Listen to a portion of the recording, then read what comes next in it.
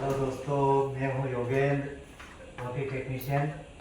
आज हम bipolar surgery के लिए डिस्कस करेंगे। बाइपोलर को हेमी आर्थोप्लास्टी भी बोलते हैं। Hemi arthroplasty neck of femur fracture, sub capital fracture में किया जाता है। इसके इंस्ट्रूमेंटेशन के लिए आपको समझा देता हूँ। पूरी बॉडी हमारी तैयार हो गई है। शुरुआत तो वही जनरल इंस्ट्रूमेंट से होती है। Artery, scissor, forceps, knife handle और रिट्रैक्टर। ओपन करने के बाद हम चांदले रिट्रैक्टर लगाते हैं। चांदले रिट्रैक्टर कोई सर्जन लगाते हैं, कोई नहीं लगाते हैं। हम चांदले रिट्रैक्टर का यूज़ करते हैं ताकि एक्सपोजर बहुत अच्छा से दिखे हमको। चांदले रिट्रैक्टर में 2 ब्लेड होती है, एक ये और एक ये दोनों लगने के बाद हमारा विज़न बहुत अच्छा आ जाता है। विज़न के बाद फिर हम सबसे पहले नेक को एक्सपोज करते हैं। नेक एक्सपोज करने के बाद हेड ऑफ फीमर पर जाते हैं जहाँ फ्रैक्चर होता है। हेड ऑफ फीमर के लिए, हेड ऑफ फीमर को बाइपोलर में निकालने के लिए कॉक्स स्क्रू का यूज़ किया जाता है। कॉक्स स्क्रू शार्प थ्रेडेड रहता है। हेड के अंदर ये ऐसे करके सेंटर से जाते हैं और लॉक करके इसको हेड को एक्सरसाइज करते हैं। इससे हाफ या फुल डालने के बाद इसको एलिवेट कर देते हैं हेड को। फिर हेड बाहर आ जाता है। हेड बाहर आने के बाद हम जाते हैं नेक पर। नेक को देखने पे पता चलता है कि नेक छोटी है या बड़ी है। उसका मेजरमेंट लेने के बाद या तो 100 से उसकी कटिंग होती है या निबल कर देते हैं। छोटी कटिंग होती है तो निबलर से हम उसकी स्पाइक वगैरह कट करके नेक को शेप दे देते हैं। नेक शेप देने के बाद आते हैं फीमर रेडी करना है। फीमर रेडी करने के लिए सबसे पहले हम लेंगे बॉक्स कटर। बॉक्स कटर से बोन से जीटी के वहाँ से नेक के वहाँ से लेटरल साइड से एंट्री करके बॉक्स से कैंसरस बोन को हटाते हैं। इसके बाद हम आते हैं रिमर। रिमिंग करना के लिए केनाल फाइंडर चाहिए। केनाल फाइंडर के लिए ये वाला पतला रिमर है जो लेटरल से एंट्री करके जीटी के वहाँ से एंट्री करके पायरिफाइमिस फोसा के वहाँ से एंट्री करके पूरी केनाल फाइंड कर देते हैं। इसके बाद से हम आते हैं रास्प। रास्प करने के लिए अलग अलग साइज़ के रास्प रहते हैं। हमारे पास 3 तरह के रास्प है, स्मॉल, मीडियम, लार्ज। ये है एंटीवर्जन 10 डिग्री एंटीवर्जन से रास्प करते हैं। रास्प करने के बाद हमारा नंबर आता है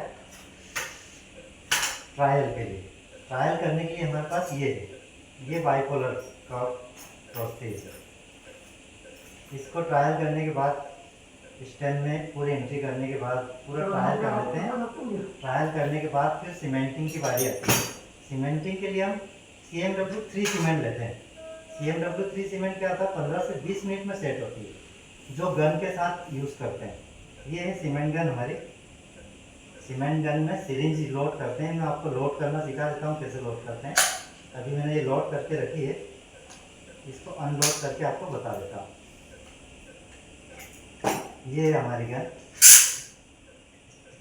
इसको ऐसे लोड किया जाता है। ट्रिगर को पीछे किया जाता है, पहले ये लोड करते हैं, फिर पतला वाला लोड करते हैं। इसके बाद हम सिरिंज का प्लंजर अंदर डालते हैं सेंटर में। इसके बाद सिरिंज को यहाँ से लॉक करते हैं पीछे की साइड से। लॉक करने के लिए ये लॉक करने का सिस्टम है, ये लॉक कर दिया। अब इसको ट्रायल भी करना ज़रूरी है ताकि हमारा यूज़ करने का तरीका पता चल जाए कि गलत तो नहीं लॉक है। यहाँ से सीमेंट डालेंगे। सीमेंट डालने के बाद ये कप को निकाल देंगे। ये कैप निकलने के बाद इसको थ्रेडेड रहता है, इसको कर देंगे। पूरा कसने के बाद ये सीमेंट पूरी ये मिड शेप में डालेंगे। इसको शेप में डालने के बाद सीमेंट पूरा अंदर चला जाएगा। इसमें सीमेंट डालने के लिए पूरा प्लंजर दबाना है हमको। पूरा यहाँ तक आने के बाद भी सीमेंट इस केनाल में जो है वो भी बाहर आ जाएगी। पूरी सीमेंट बाहर आएगी। ये हो गया सीमेंटिंग का काम। सीमेंटिंग के बाद हमको बाइपोलर के लिए एंटीवर्जन इंस्ट्रूमेंट होता है। एंटीवर्जन इंस्ट्रूमेंट यहाँ पर लॉक करते हैं। सीमेंटिंग होने के पहले ये लोड करके रखते हैं। सीमेंटिंग होने के बाद ये लॉक करने के बाद ये एंटीवर्जन इंस्ट्रूमेंट है, ये इसको इससे लॉक करके और फिर फीमर में पुश कर देते हैं।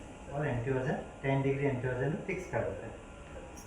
10 डिग्री एंटीवर्जन फिक्स करने के बाद सीमेंट सेट नहीं हो तब तक उसको होल्ड करके रखते हैं।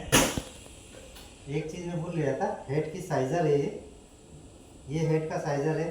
हेड का साइज़र इसे बोलेंगे, ये एसीटाबुलम है समझो। एसीटाबुलम में हेड का साइज़ लेते हैं, ये समझो एसीटाबुलम है, ये इसके अंदर जाना चाहिए।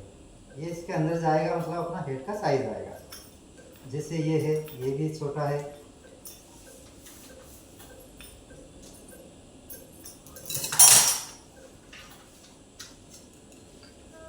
एसीटाबुलम के अंदर हेड कैसे चलता है, ये ऐसे चलता है। तो नॉर्मल साइज चाहिए हमको ताकि मूवमेंट बराबर होती रहे। ये बराबर से जा रहा है, ये एसीटाबुलम के अंदर हेड ऐसे नॉर्मली चलेगा। इससे बड़ा लेंगे तो एसीटाबुलम के अंदर जाएगा नहीं और रिडक्शन नहीं आएगा हमारा। ये मैं भूल गया था, ये अभी आपको बता दिया है।